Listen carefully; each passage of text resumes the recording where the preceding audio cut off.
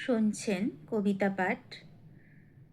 কবিতা প্রলয়ের রং, কবি রবীন্দ্রনাথ ঠাকুরের কবিতা প্রলয়ের রং। কবিতা পাঠে আমি মৌমিতা পাল। আকাশের দূরত্ব যে চোখে তারে দূর বলে জানি, মনে তারে দূর নাহি মানি। কালের দূরত্ব সেও যত কেন হোক না নিষ্ঠুর, তবু সে দুঃসহ নহে দূর। আঁধারের দূরত্বই কাছে থেকে রচে ব্যবধান, চেতনা আবিল করে তার হাতে নাই পরিত্রাণ।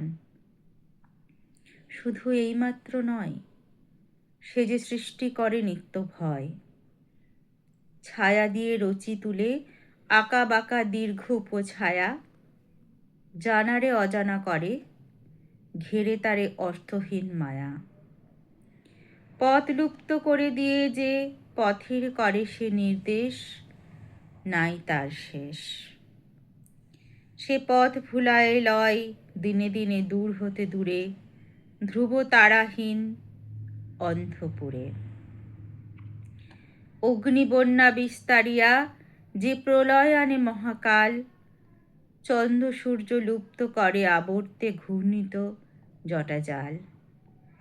দিব্য দীপ্তি ছটায় সে সাজে, বজ্রের ঝনঝনা মন্দ্রে বক্ষে তার রুদ্র বীণা বাজে। যে বিশ্বে বেদনা হানে তাহারি দাহনে করে তার পবিত্র সৎকার। জীর্ণ জগতের ভস্য যুগান্তের প্রচণ্ড নিঃশ্বাসে লুপ্ত হয় ঝঞ্ঝার বাতাসে। অবশেষে তপস্বীর তপস্যা বহ্নির শিখা হতে নবসৃষ্টি উঠে আসে নিরঞ্জন নবীন আলোতে। দানব বিলুপ্তি আনে আঁধারের পঙ্কিল বুদবুদে, নিখিলের সৃষ্টি দেয় মুদে। কণ্ঠ দেয় রুদ্ধ করি, বাণী হতে ছিন্ন করে সুর, ভাষা হতে অর্থ করে দূর।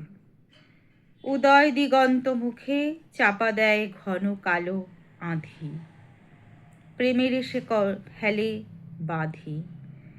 সংশয়ের ডোরে ভক্তিপাত্র শূন্য করি শ্রদ্ধার অমৃতলয় হরে।